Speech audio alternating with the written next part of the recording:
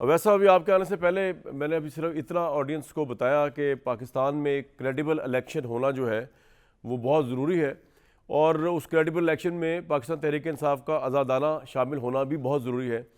लेकिन अब आपकी क़यादत का भी होना उसमें बहुत ज़रूरी है। और इमरान खान साहब का सारा मामला अवाम के पास जाने के बजाय अभी तो अदालतों में फंसा हुआ है।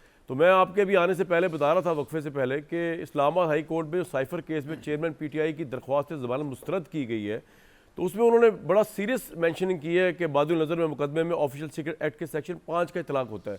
तो इस वक्त आपकी पार्टी के लिए या तहरीक इंसाफ के चेयरमैन के लिए इलेक्शन मतबा नज़र है या वो ज़रूरी है होना, या उनका इन इतने क्रिटिकल केस से बाहर निकला ज़रूरी है इस वक्त? वैसा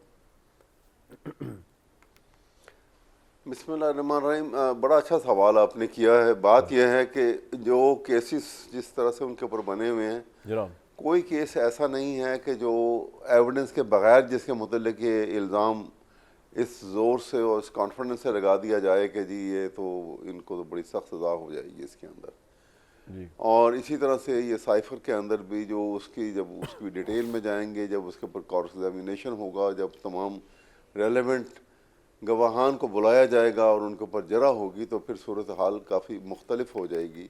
क्योंकि इसमें मैंने जैसे आगे भी आपसे बताया था कि इसके ऊपर तो इंटरनेशनल मीडिया के अंदर भी और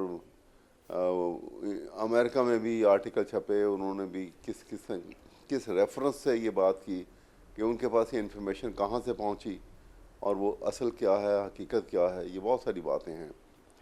लेकिन सवाल यह है कि मुकदमात चलते रहते हैं, होती रहती हैं, सज़ाएँ भी होती हैं, अपीलें होती हैं, मामलात ये भी जब किसी के ऊपर नाजायज़ मुलव्वस भी किया जाता है, जायज़ तो उसी वक्त सूरत बनेगी जब अदालत अपने आखिरी फ़ैसला तक सुना देगी और फैसला फाइनलाइज लेकिन हो वैसा जाएगा। मुझे एक बात बताइए कि आपके लिए उस कितना परेशान कौन है ये फैसला? देखें, मैं उसके ऊपर नहीं जा रहा कि आपको अगर बादल नज़र में ये भी लग रहा है जैसे कि आप लोगों ने कह दिया कि इस्लामाबाद हाई कोर्ट के चीफ जस्टिस जो हैं उन पर आपको ट्रस्ट नहीं है, इमरान खान साहब ने तो कह दिया ये, लेकिन ग्राउंड रियलिटी में देखा जाए अगर आपको जजेस पे ट्रस्ट भी नहीं है, आपको लग रहा है इन्वायरमेंट भी आपके खिलाफ हो चुकी है, तो फिर आपके लिए कितना अहम इस वक्त तो ये है कि इमरान खान का सर्वाइवल, उनको बाहर निकालना, उनकी एग्जिस्टेंस, ना कि कुछ ये कि आप कहें कि जी फौरी इलेक्शन कराएं, अभी तो मुकदमे चल रहे हैं, इमरान साहब तो जेल में हैं और नाअहल हैं इस वक्त।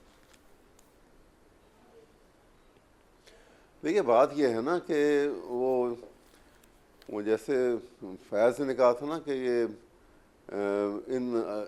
ऐसी सूरत हाल के जो यहाँ पे पैदा हुई है जी, कि आज सहना है हमें पर हमेशा तो नहीं सहना है। वाह, अनदेखे हालात जो हैं, जो पीछे इनविजिबल हैंड क्या कर रहे हैं, किस तरीके से वो ऑपरेट कर रहे हैं, उनको आज हम बर्दाश्त कर रहे हैं, लेकिन हमेशा तो बर्दाश्त नहीं होंगे वो किसी से भी। वो बात खुल के सामने आ जाएगी, जब सामने आ जाएगी तो फिर वो इनविजिबल नहीं रहेंगे, वो विजिबल हो जाएंगे। तो ये तो एक दुनिया का भी दस्तूर है और एक अल्लाह ताला का निज़ाम भी है कि कोई चीज़ तो छुपी हुई नहीं अभी तो रहती आपको है। सहना पड़ रहा है। कायनात में कोई चीज़ मख्फी नहीं है। बिल्कुल ठीक, मैं तो अभी की बात ही कर रहा अभी था सह रहे वैसा। हैं हाँ जी, और हम सहेंगे इसको। बिल्कुल जी ठीक है, जी, पॉइंट आ गया। अभी सह रहे हैं, लेकिन मैं सिर्फ इतना कह रहा हूँ जी जी, कि उसके बाद ये जब ये बात खुलेगी। लेकिन एक बात ज़रूर है कि ये सबसे जो खुशाइंदेद और जो मस्बत है वो ये है कि पाकिस्तान के अवाम जो हैं समझने लग पड़े हैं बहुत हद तक, और उनको इसीलिए वो जुड़े हुए हैं इमरान खान के साथ। उनके वोट्स जो है वो उनके साथ जुड़े हुए हैं और वो किसी सूरत इस बात से हटने को तैयार नहीं है, क्योंकि उनको मालूम है कि कौन क्या है और कौन क्या कर रहा है, राइट और इस तरह से वो इमरान की शख्सियत को टार्निश नहीं कर सकते। राइट।